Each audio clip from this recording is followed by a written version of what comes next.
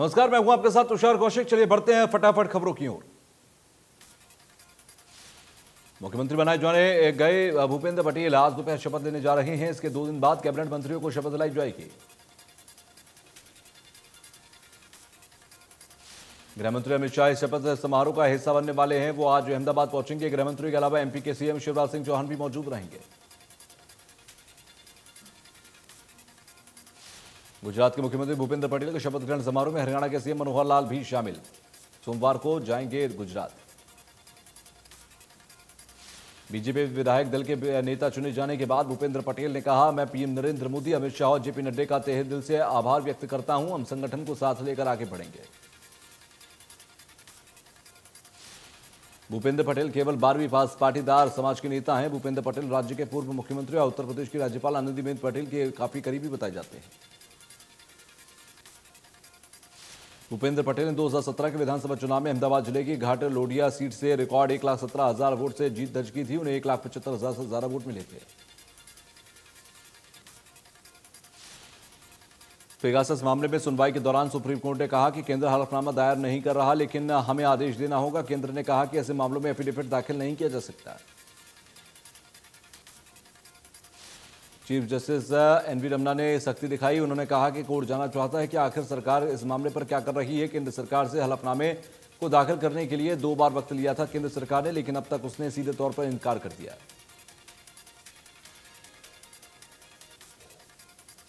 भारत में पिछले 24 घंटों में कोरोना वायरस के 31,372 नए मामले सामने आए। 37,880 रिकवरी हुई। 219 लोगों की कोरोना से मौत हुई। महाराष्ट्र में 24 घंटे में कोरोना के 3,623 नए केस सामने आए, तो वहीं एक दिन में 46 मरीजों ने दम तोड़ा। महाराष्ट्र में अब तक करीब 49 केस एक्टिव हैं। केरल में पिछले 24 घंटे में कोरोना के 20,000 से ज्यादा नए केस सामने आए। वहीं एक दिन में 67 मरीजों की मौत हो गई। केरल में अभी भी 2 लाख से ज्यादा केस एक्टिव हैं।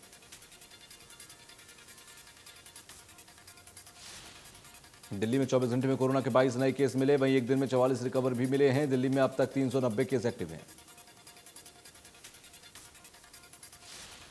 प्रदेश में कम हो रहा कोरोना। पिछले 24 घंटे में कोरोना के 14 नए केस सामने आए। वहीं एक दिन में 40 मरीजों की रिकवरी भी हुई। प्रदेश में एक्टिव केस की संख्या 531।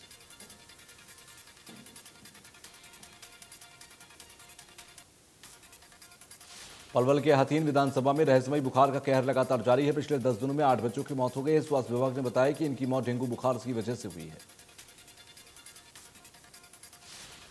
ग्रामीणों का कहना है कि स्वास्थ्य विभाग की लापरवाही की वजह से बच्चों की मौत हुई। स्वास्थ्य विभाग पहले से इसकी सुध लेता तो बच्चों को बचाया जा सकता था। 50-60 बच्चे अभी भी बुखार के चपेट में हैं। उपचार जारी है।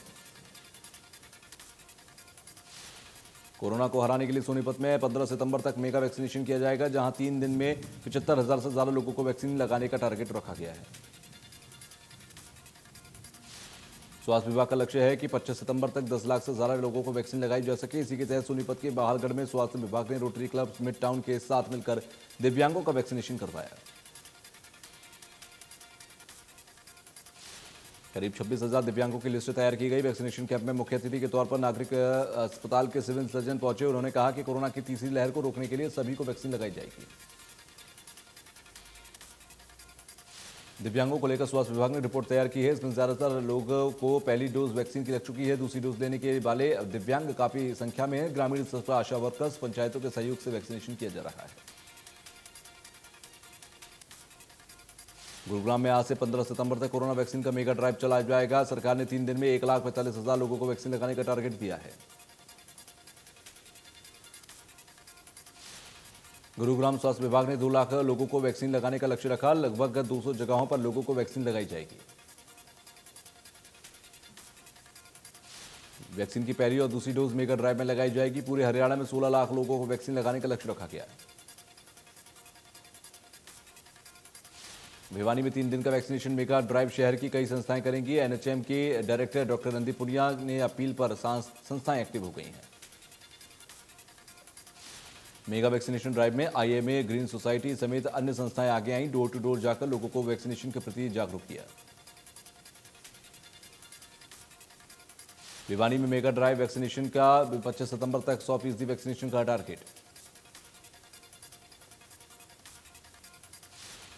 गुरुग्राम में लोगों को स्वास्थ्य सुविधा देने के लिए कैनविन फाउंडेशन लगातार आगे आ रही है। कैनविन फाउंडेशन ने गीता भवन में अपना दूसरा सेवा पॉलीक्लिनिक की शुरुआत की, जिससे लोगों को बेहतर सुविधा मिल सके।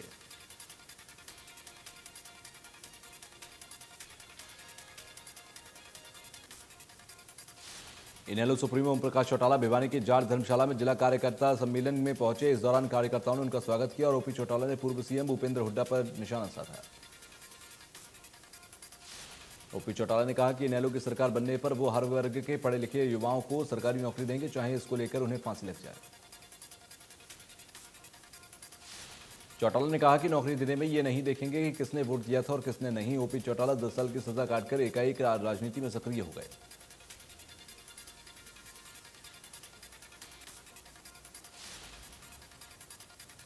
तो वहीं हरियाणा प्रदेश देश का पहला ऐसा राज्य है जिसे किसानों की 10 फसलों को एमएसपी दरों पर खरीदता है, जबकि पंजाब राजस्थान केवल 3% को ही खरीदते हैं।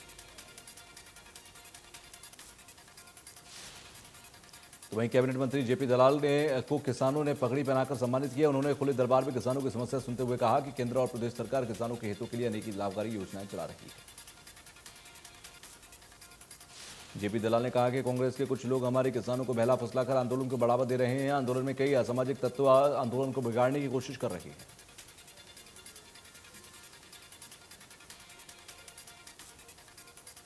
कश्मीर से कन्याकुमारी तक एक किसान साइकिल चलाकर जो सिरसा के भावबीन टोल प्लाजा पर किसान जगत सिंह का स्वागत किया गया। जगतार सिंह अब तक 48 दिनों में देश के 14 राज्यों को भ्रमण कर चुके हैं। जगतार सिंह ने केंद्र सरकार से तीनों कृषि कानूनों को रद्द करने की मांग की है। राहुल गांधी ने ट्वीट कर केंद्र सरकार पर निशाना साधा। राहुल गांधी ने लिखा कि तुम हिंदू, सिख, ईसाई ना मुसलमान हो, बस मित्र हो, ना देश ना इंसान।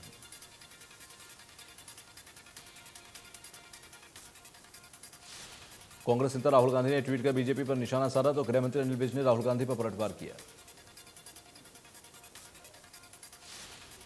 अनिल विज ने कहा कि बीजेपी के राज में खूब नौकरियां मिल रही हैं, वहीं इकोनॉमी की भी तरक्की कर रही है। विज ने कहा कि जीडीपी में 20.1% की तरक्की की गई है। जीएसटी 1.25 लाख करोड़ बढ़ा है।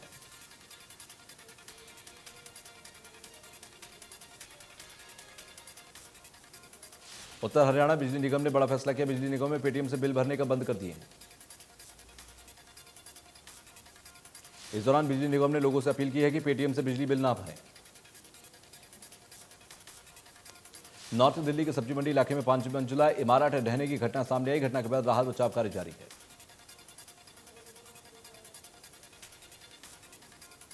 हादसे के दौरान कई लोगों के दबे होने की आशंका, लगातार रेस्क्यू ऑपरेशन जारी है।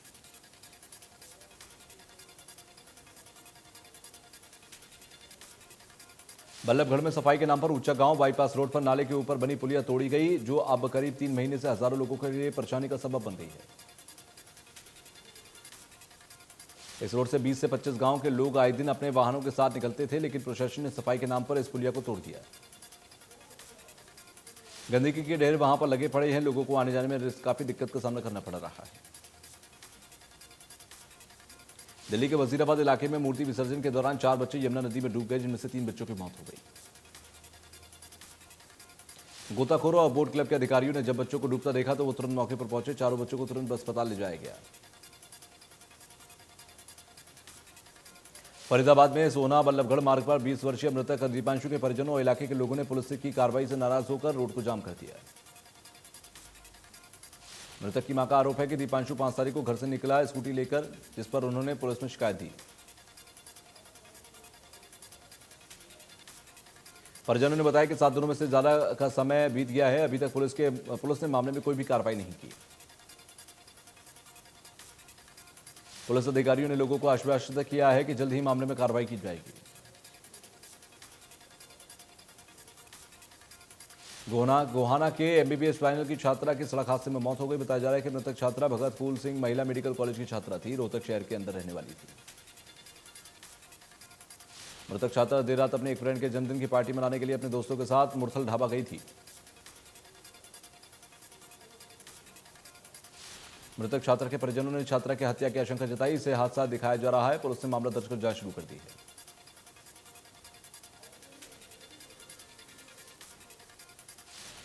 फरीदाबाद में 31 अगस्त को एमबीबीएस छात्र की हत्या कर दी गई थी। छात्र की हत्या के मामले में पीड़ित परिवार ने केंद्रीय मंत्री कृष्णपाल गुर्जर से वीडियो कॉन्फ्रेंसिंग कर न्याय की गुहार लगाई। पुलिस का कहना है कि छात्र की मृत हत्या के मामले में 4 लोगों को गिरफ्तार कर दिया गया और 7 आरोपी गिरफ्तार नहीं किए जा सके। झज्जर में हत्या का मामला सामने आया, जिसमें युवक ने अपनी चाची को मामूली विवाद के चलते जवाहर नगर नेहरू नगर में धकेल दिया, जिसमें उसकी चाची की मौत हो गई। महम के फरमाना गांव के अंदर कुएं में व्यक्ति का शव मिला। इस मामले में पुलिस को गुमशुदगी की शिकायत मिली है। पुलिस ने शव को कब्जे में लेकर पोस्टमार्टम के लिए भेज दिया।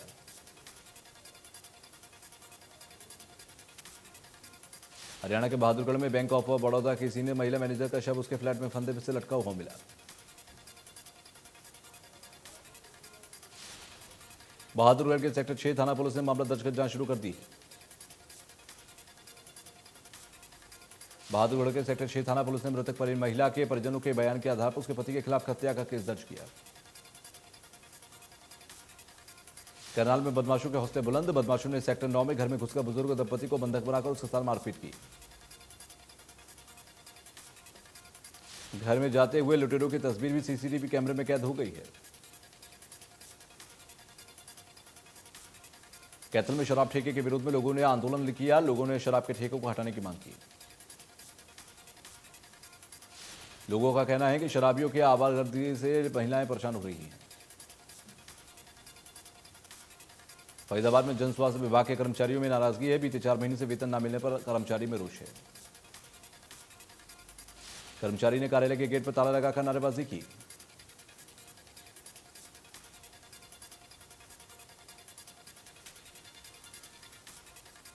गुरुग्राम में डिजिटल बिजली मीटर को लेकर कृष्णा चौक पर लोगों ने जाम लगाकर विरोध प्रदर्शन किया।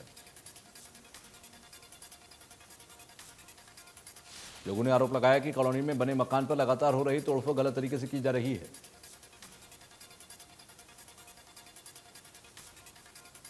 मानेसर नगर निगम में बने हुए 9 महीने हुए हैं। नगर निगम में शामिल होने वाले सभी गांवों को लोगों को काफी परेशानी का सामना करना पड़ रहा है।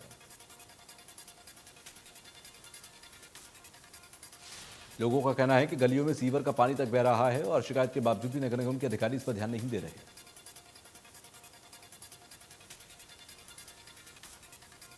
फरीदाबाद के अजरौंदा मेट्रो स्टेशन के पास एक संदिग्ध सूटकेस मिला। जानकारी मिलते ही सीआईएसएफ और पुलिस विभाग के अधिकारी मौके पर पहुंचे।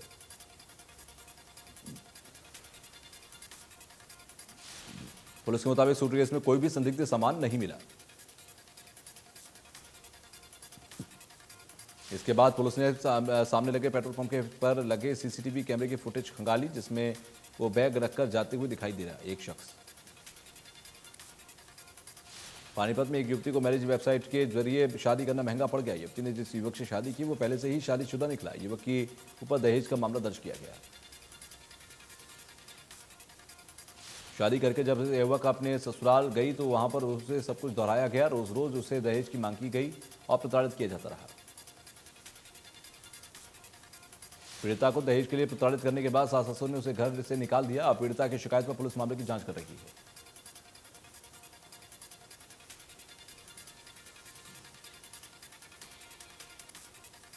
गुरुग्राम के भुंसी में लाल शहीद तरुण भारद्वाज का राजकीय सम्मान के साथ अंतिम संस्कार किया गया। भुंसी गांव भारत माता और वंदे मातरम के जयकारों से गूंज उठा। नम आंखों से गांव वालों ने अपने हीरो को आखिरी विदाई दी। शहीद के अंतिम संस्कार में गुरुग्राम के डीसी और गुरुग्राम सोहना में विधायक भी शामिल हुए।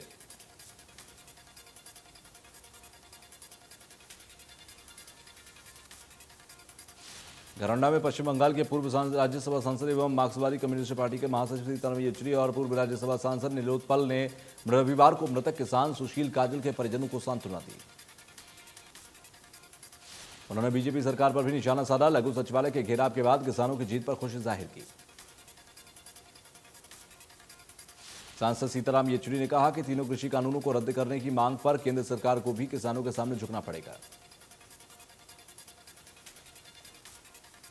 टोक्यो पैरालंपिक में सिल्वर मेडल और ब्रॉन्ज मेडल जीतने वाले सिंगराज अधाना को इंडिया न्यूज पर बताए। उन्होंने कहा कि सरकार का सहयोग उस वक्त होता है जब हम मेडल लाकर और कुछ और करके दिखाते हैं। शूटर सिंगराज अदाना ने कहा कि अपने भतीजे को शूटिंग सिखाने के लिए कोच के पास लेकर गए थे। मेवात में राजीव गांधी खेल परिसर के हालात सुधारने के लिए खेल विभाग ने करोड़ों की राशि खर्च कर भवन किया। बताया जा रहा है कि राजीव गांधी खेल परिसर में ना तो खेल का सामान है, ना कोच है, ना बिजली है, ना ही पीने के लिए पानी की सुविधा है।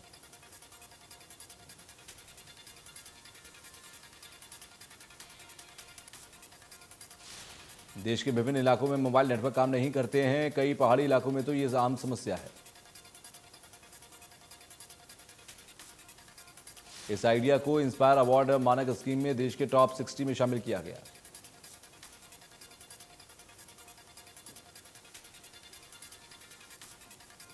करनाल में सामाजिक संस्था ने स्वस्थ रहे मस्त रहे का संदेश देते हुए शहर में साइकिल यात्रा निकाली। शहर की सामाजिक संस्था JCI ने की ओर से साइकिल रैली का आयोजन किया गया।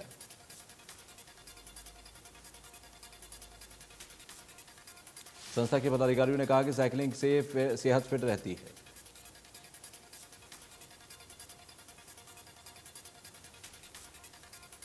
फरीदाबाद में अरावली की पहाड़ियों की गोद में बसा गांव मोहतबाबाद इन दिनों काफी चर्चाओं में है।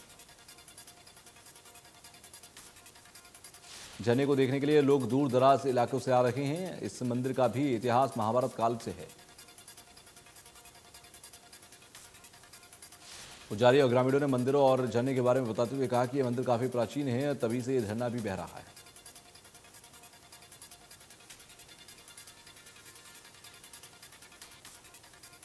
अमेरिका के पूर्व राष्ट्रपति डोनाल्ड ट्रंप ने फेसबुक के फाउंडर और CEO मार्क जुकरबर्ग से अभद्र टिप्पणी की है उनको लेकर। डोनाल्ड ट्रंप ने ट्विटर पर निशाना साधते हुए कहा कि अब बोरिंग जगह बन गई है ट्विटर, क्योंकि अब वो जगह नहीं है। उन्होंने कहा कई लोगों का लगता है कि ट्विटर ही सही नहीं है।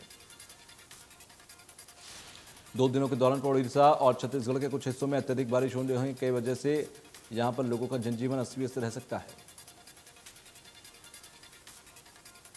अगले 5 दिनों के दौरान गुजरात, उत्तरी कोंकण, उत्तर मध्य महाराष्ट्र और पूर्वी राजस्थान के कुछ स्थानों पर भारी वर्षा की गतिविधि जारी रहने की संभावना है।